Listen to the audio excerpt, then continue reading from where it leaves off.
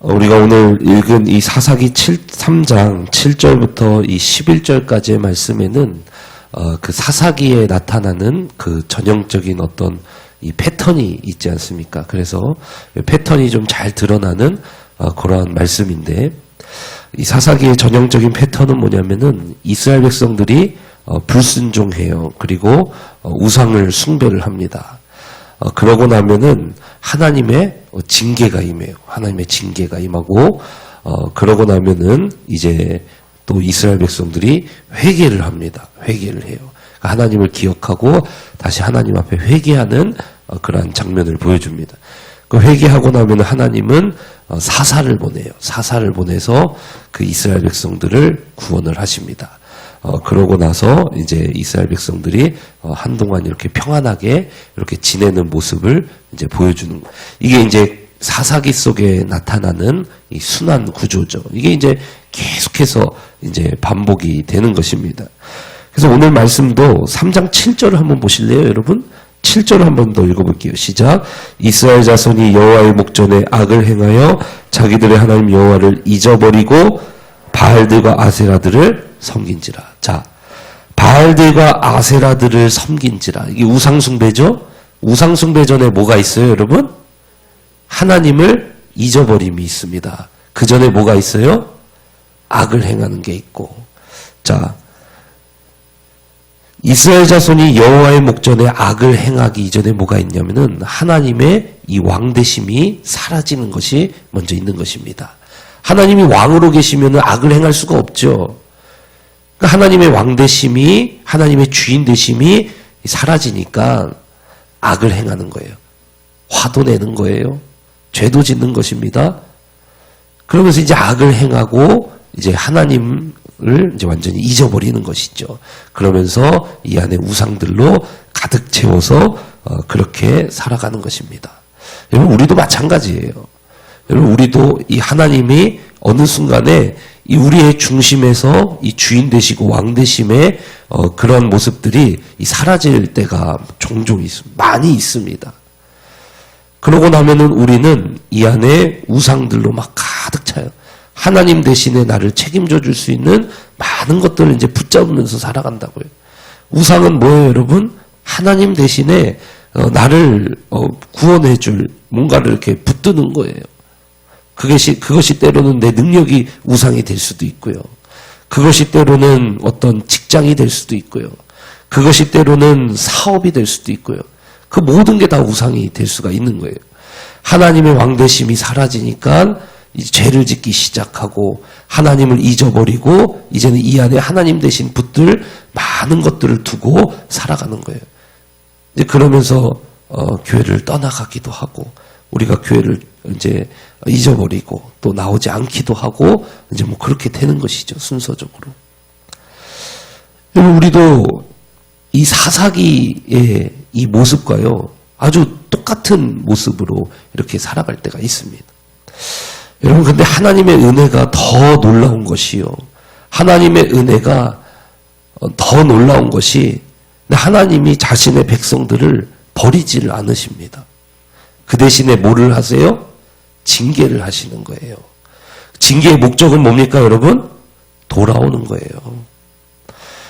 그러니까 하나님께서 이거 지금 이스라엘 백성들 치시는 것은 그 목적이 괴롭게 하는 데 있는 게 아니에요. 망하게 하는 데 있는 게 아닙니다. 하나님 왜 이스라엘 백성들을 괴롭게 하시느냐? 돌아오게 하는데 그 목적이 있는 거예요. 여러분, 우리가 이 안에 하나님을 주인으로 모시지 못하고 우리가 죄에 물들어 살아가고 우상을 이제 많이 하나님 대신에 붙들 많은 것들을 이 안에 두면서 우리가 살아갈 때가 많이 있습니다. 여러분, 근데 하나님의 은혜가 큰 것이요, 우리를 버리지 않으십니다. 여러분, 그것을 믿으시기를 축복합니다.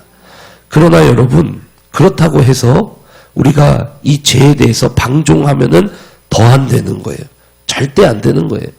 참 하나님의 자녀들은 그럴 수 없는 것입니다. 그러면은 이 자녀들에게는 오늘 말씀해 보면은 8절 한 번 더 읽어보실래요? 8절 시작.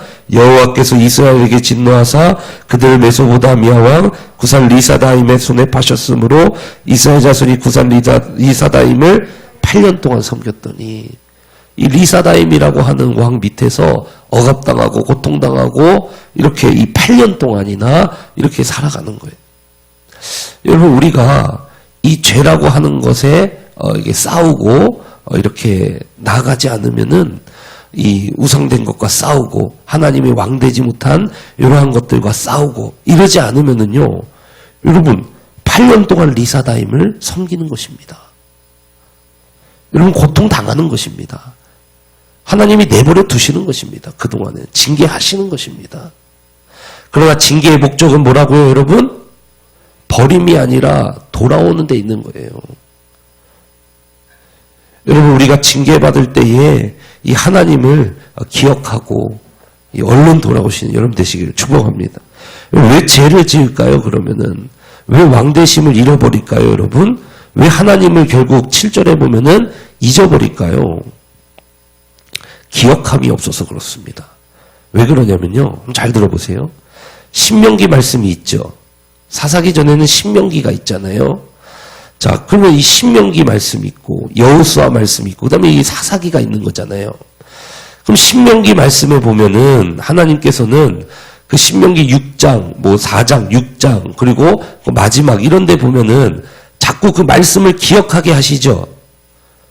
어떻게 내가 너희를 구원했고 뭐 이렇게 내가 주는 법들을 이제 잘 지키고 자녀들에게 가르치고 막 손목에 메고 막 이마에 붙이고 막 어디 뭡니까? 문지방 같은 데 붙이고 막 들어가나 나오나 막 이게 다 보고 막 기억하라 그러잖아요. 그죠? 근데 그 기억함이 사라지고 여호수아는 또 마지막에 그 죽기 전에 이스라엘 앞에서 막 설교했잖아요. 그죠? 그리고 막 설교하고 나와 내 집은 하나님을 따르겠다 막 결단하고 이랬을 때 이스라엘 백성들도 막 다 같이 결단하고 막 이러죠. 근데 여호수아가 죽고 나서 이런 문제가 이제 생겨나는 거잖아요. 그 다음에 쭉 이어서 그러니까 기억함이 사라져서 그런 거예요. 기억함이. 그걸 어떻게 알 수가 또 있느냐? 신약으로 넘어오면은 서신서 같은 데 살펴보면 있잖아요. 그 교회들마다 문제가 많아가지고 서신서를 쓴 거잖아요. 그럼 바울이나 베드로나 이런 이 요한이나 이런 글들을 보면은 예수 그리스도 십자가와 그 부활의 은혜를 기억하는 말들을 계속해서 전해요. 그러니까 그거를 전하고 나서 죄를 지적을 해요. 그러니까 그게 없으니까, 그걸 잊어버리니까 죄를 짓는다는 거예요. 형제 자매를 미워한다라는 거예요.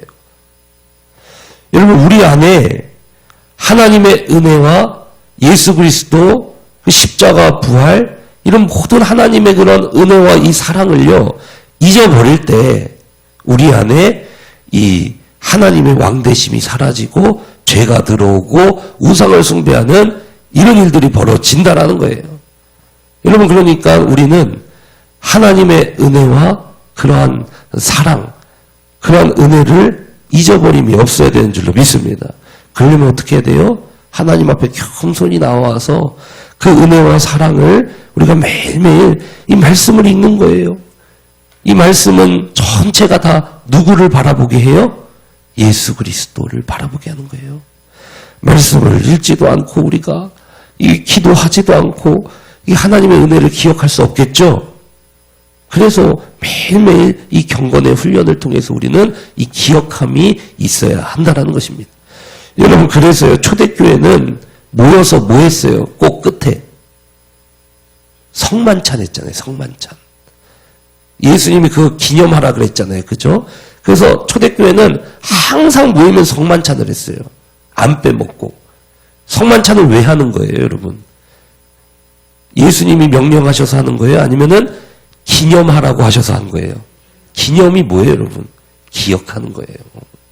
그래서 성만찬을 하라고 하신 거예요. 하나님의 은혜와 예수 그리스도의 그 사랑과 이런 것들을 잊어버리면은 하나님의 백성답게 살 수 없다라는 거예요. 하나님을 왕으로 모시고 살아갈 수 없다라는, 그래서 성만찬을 하라고 그러신 거예요. 오늘 말씀도 그대로잖아요, 여러분. 이 이스라엘 백성들이 하나님을 잊어버려요. 7절 다시 한번 보세요. 하나님을 잊어버린다고요, 여러분. 잊어버리니까 대번에 어떻게 되는 거예요? 바알들과 아세라들을 섬긴지라. 여러분, 하나님이 없는데 당연히 돈을 의지해야죠. 여러분, 하나님을 잊어버렸는데 당연히 직장을 의지해야죠. 여러분, 그건 당연한 거잖아요. 그렇게 이루어진다고요, 여러분. 여러분, 이 하나님을 잊어버리지 않는, 하나님의 은혜와 사랑을 잊지 않는 여러분 되시기를 축복합니다. 그러면 뭐가 있어야 된다고요? 은혜가 있어야 됩니다. 은혜 가운데 여러분 매일매일 이 기도와 말씀으로 충만한 여러분 되시기를 축복합니다.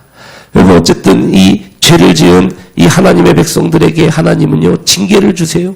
그 징계의 목적은 뭐라고요? 돌아오는 데 있는 거예요. 여러분, 이 징계가 왜 오느냐? 히브리서를 여러분 한번 찾아보실래요? 성경을 한번 펴보세요. 히브리서 12장을 한번 펴보겠습니다. 히브리서 12장. 이 징계에 대해서 아주 명확하게 나와 있는 그러한 구절이죠.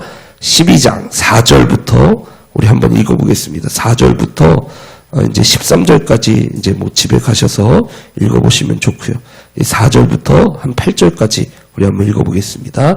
히브리서 12장 4절부터 8절이에요. 시작.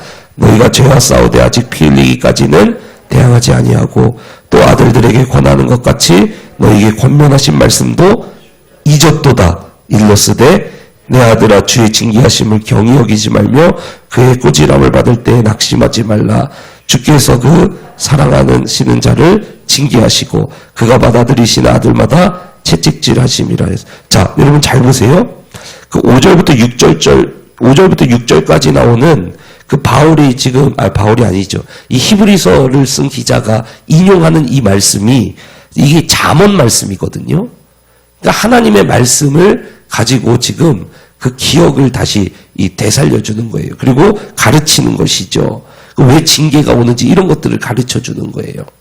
자, 7절 같이 읽습니다. 시작. 너희가 참으면 징계를 받기 위함이라. 하나님이 아들과 같이 너희를 대우하시나니 어찌 아버지가 징계하지 않는 아들이 있으리. 징계는 다 받는 것이오늘 너희에게 없으면 사생자여 친아들이 아니니라.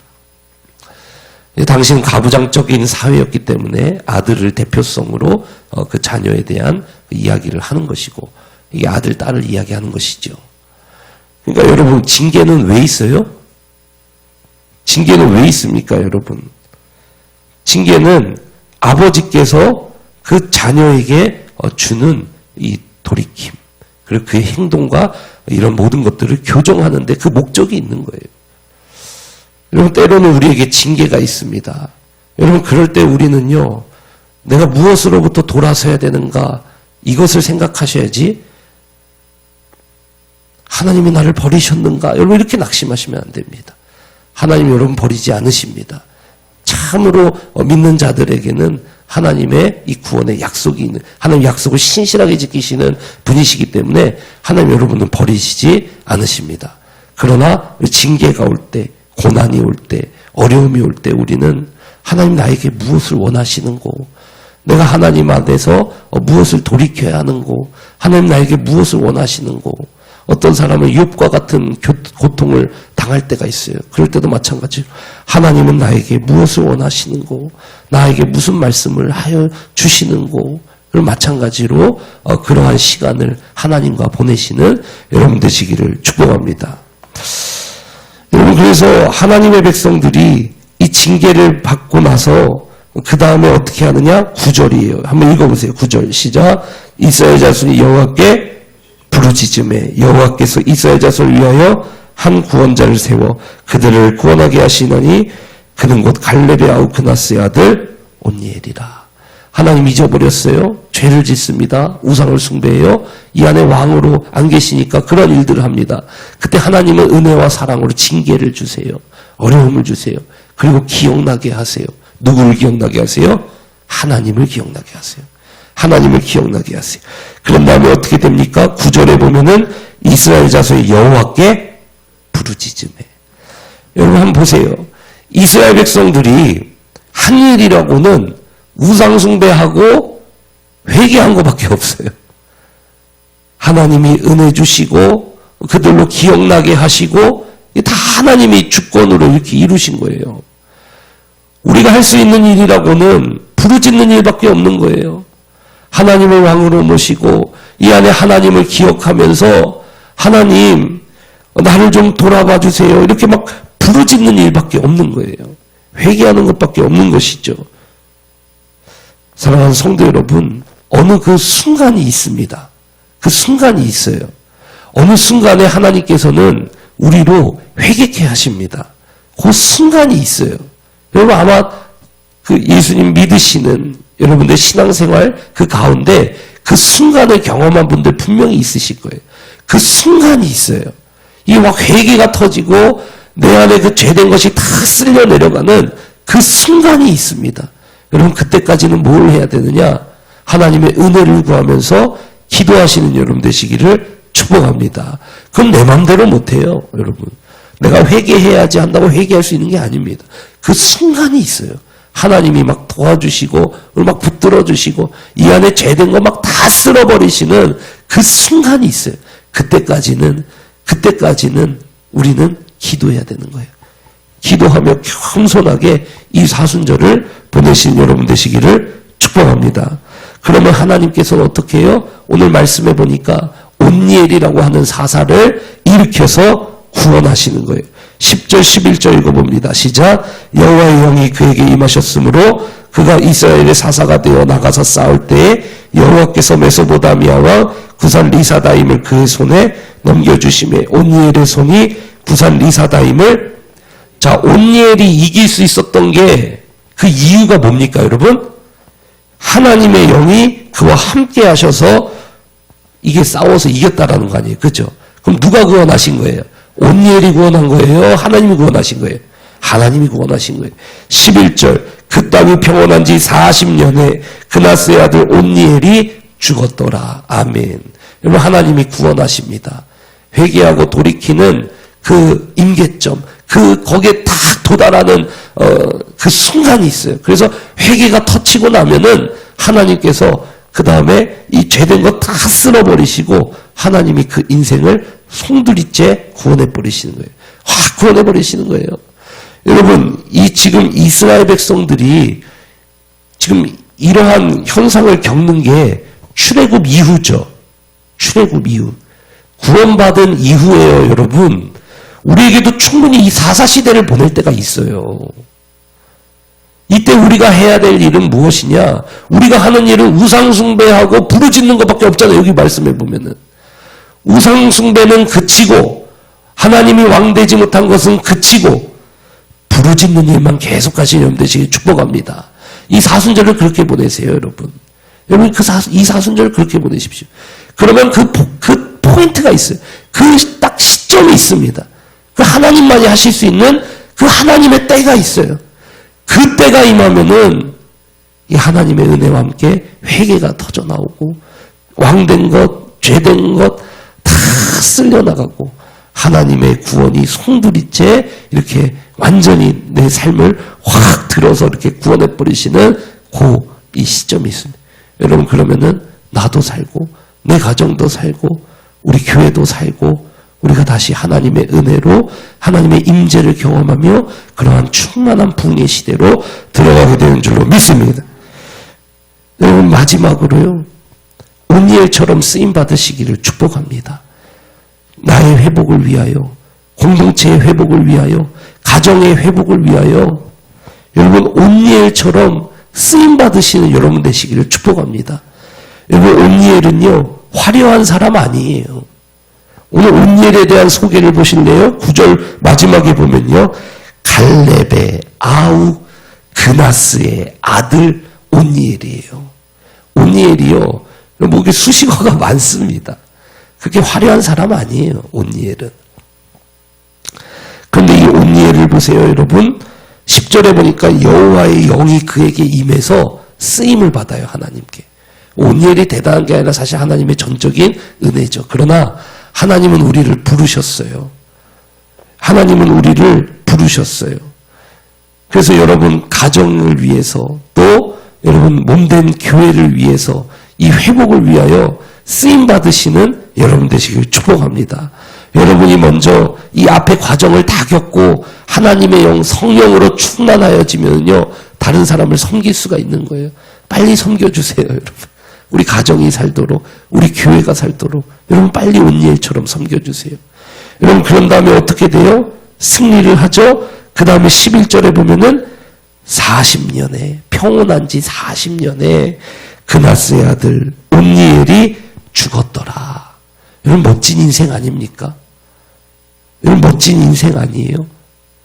평온한 인생을 선사하고 하나님의 샬롬을 가정과 공동체와 자신이 속한 그 모든 부분에 이 샬롬을 선사하고 그러고 하나님의 나라로 들어갑니다. 여러분 멋진 인생 아닙니까? 여러분 말씀을 맺습니다. 하나님의 백성들 예수 믿고 죄 짓고 하나님의 뜻에 반대로 살아갈 때 있습니다. 그러다 보면은 우상 숭배합니다. 여러분 그러다 보면 하나님을 잊어버립니다. 완전히 잃어버립니다. 근데 하나님께서는 그럴 때 우리에게 사랑으로 징계하십니다. 그 징계의 목적은 버림이 아니라 돌아옴입니다. 이때 우리가 돌아와야 됩니다. 그러나 이것은 우리의 힘으로 할 수 없고 오늘 말씀해 보니까 그저 부르짖었습니다. 우상숭배는 그치고 부르짖는 일을 이 사순절에 계속하시는 여러분 되시길 축복합니다. 그러다 보면 하나님께서 어느 시점을 우리에게 허락을 하세요. 그럼 이 죄된 것 다 쓸려나가고 다시 하나님이 왕으로 이 안에 좌정하여 주십니다. 그렇게 되면은 우리의 모든 인생이 통째로 완전하게 그 구원을 받게 되는 것입니다. 여러분 그러고 나서요 온니엘처럼 쓰임 받으시는 여러분 되시길 축복합니다. 성령이 먼저 충만하여서요 다른 인생에게 샬롬을 선포할 수 있는 그 마음의 샬롬을 선포할 수 있는 그 인생의 샬롬을 선포할 수 있는 그러한 도구로 쓰임 받으시다가 하나님의 나라로 들어가는 평생 하나님께 쓰임 받는 놀라운 인생이 되시기를 축복합니다. 아멘. 우리 시간 같이 기도합니다. 우리